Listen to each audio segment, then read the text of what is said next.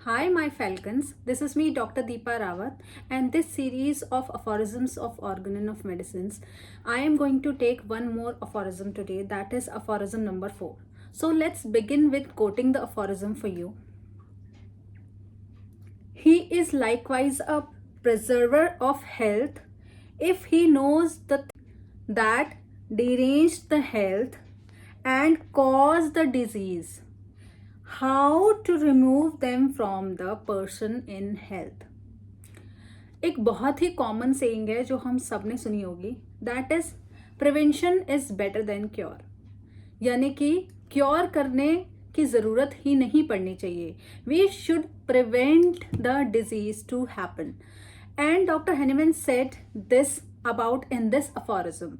इतने छोटे से कोट को उन्होंने एक अफोरिज्म के थ्रू हमें समझाने की कोशिश करी है कि एक फिजिशियन को, जो एक होम्योपैथिक फिजिशियन है, उनको ना सिर्फ एक फिजिशियन होना है, ना सिर्फ एक थेराप्यूटिक होना है, बल्कि एक ऐसा इंसान भी होना है जो प्रिजर्वर ऑफ हेल्थ होना चाहिए। यानी कि डिजीज आ गई तो उसको ट्रीट और क्योर तो करना ही है, लेकिन वो डिजीज ना आए इसके लिए उन्हें कुछ बातों का ध्यान रखना चाहिए। और वो कौन कौन सी बातें हैं? First, he should know the derangement, the things which derange the health. Second, which cause the disease. ये दोनों बातें अलग अलग हैं, वो हमें सिमिलर लगती हैं बट ये अलग अलग हैं।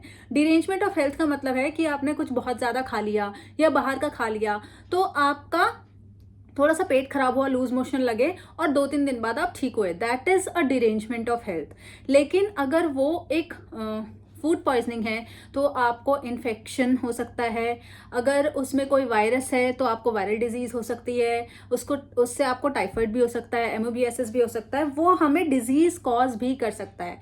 It can simply derange the health और it can cause a disease which can be acute और क्रॉनिक।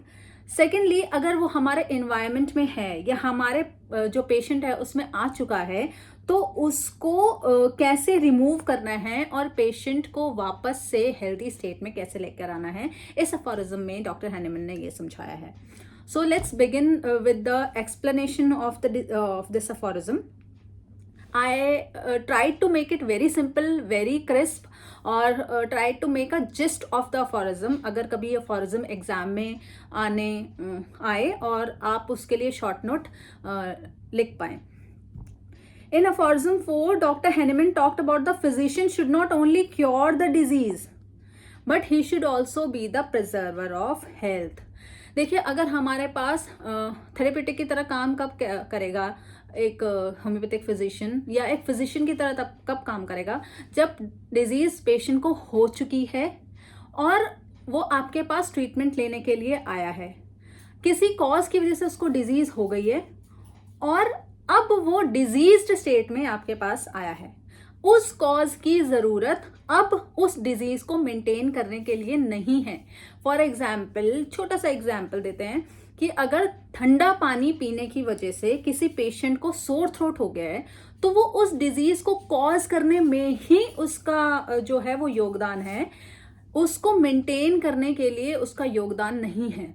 एक बार अगर डिजीज कॉज हो कर दी है, उसने डिजीज को प्रोड्यूस कर दिया है, उसको मेंटेन करना उसकी रिस्पॉन्सिबिलिटी या उसके इंडिपेंडेंटली, मतलब जिस फैक्टर ने उस डिजीज को कॉज किया है वो डिजीज स्टार्ट होने तक ही इम्पॉर्टेंट है, उसके बाद उसका इम्पॉर्टेंस उतना नहीं है। यानी अगर एक बार उसने कॉज कर दिया तो मेंटेन करने के लिए उस कॉजेटिव फैक्टर की जरूरत नहीं है।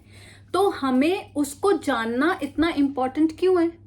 हमें जानना इसलिए इम्पॉर्टेंट है कि अगर वो डिजीज, वो कॉजेटिंग फैक्टर किसी और के कांटेक्ट में आता है या किसी और को इफेक्ट करने वाला हो तो हमें पहले से ही उस कॉजेटिव फैक्टर और जो पर्सन है उसको अलग रखना है, so that they can not get in contact with each other and the person would not get the disease. इसीलिए हमें जानने की ज़रूरत है, इसीलिए हमें उस कॉजेटिंग फैक्टर, उस एक्साइटिंग फैक्टर को समझने की, जानने की ज़रूरत है।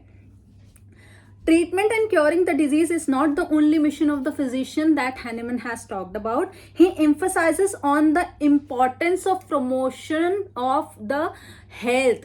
मतलब हमें हेल्थ को प्रमोट करना है कि हमें हेल्दी कैसे रहना है. Rather than curing and treating of the disease, we should be more focused and we should emphasize on the promotional health aspect. The training physician should know about the community medicine. इसीलिए हमें community medicine भी पढ़ाया जाता है. Epidemiological aspects of the illness, और उसके लिए, उसके एब्रिजमेंट के लिए, यानी कि उसको हटा देने के लिए, लोगों को उससे दूर रखने के लिए हमें क्या क्या मेजर्स लेने चाहिए, ये सब एक फिजिशियन को पता होना चाहिए. He should guide the patient about the hygienic habits, the dietary changes, जैसे मौसम के अकॉर्डिंग डाइट में क्या क्या चेंजेस आने चाहिए. आपको हैंड वॉशिंग की हैबिट्स, जैसे कोविड में हमने हाइजीनिक फैक्टर्स पे, हाइजीनिक हैबिट्स पे बहुत ज़्यादा फोकस किया था. Importance about the exercising and stopping the addiction, ये भी सबसे ज़्यादा इंपॉर्टेंट चीज़ है बताने के लिए पेशेंट को कि एडिक्शन अगर किसी चीज़ का आपको है तो वो किस किस तरह से आपको इफेक्ट कर सकता है. हैनमन ने इसके लिए 3 बेसिक पॉइंट्स के बारे में हमें समझाने की कोशिश करी है.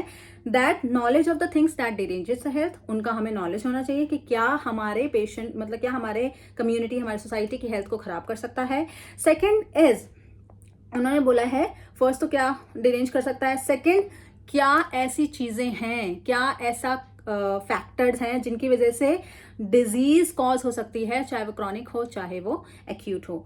थर्ड जो उन्होंने फोकस किया है कि कैसे हमें उनको रिमूव करना है अगर पेशेंट के ऊपर वो आ जाए या फिर इफेक्ट कर जाए कोई भी पर्सन उससे. तो इन अ नटशेल में क्या बताया हैनिमन ने कि हमें पेशेंट को क्योर तो करना ही है, साथ ही साथ उन्हें बचाना भी है, सिक होने से, उनको डिजीज होने से भी हमें बचाना है, और एक हमें हेल्दी कम्युनिटी को बिल्ड करने के तरफ अपना योगदान देना चाहिए. So this was all about the aphorism number 4. If you have any doubts regarding the aphorism or any other aphorism for that matter, आप मुझे contact कर सकते हैं. My number is also mentioned, और एक टेलीग्राम ID भी है, एक टेलीग्राम चैनल है मेरा जिससे आप जुड़ सकते हैं और वहाँ पर अपने डाउट्स पूछ सकते हैं. ये सारे नोट्स भी आपको उसी टेलीग्राम चैनल पर मिल जाएंगे. Thank you.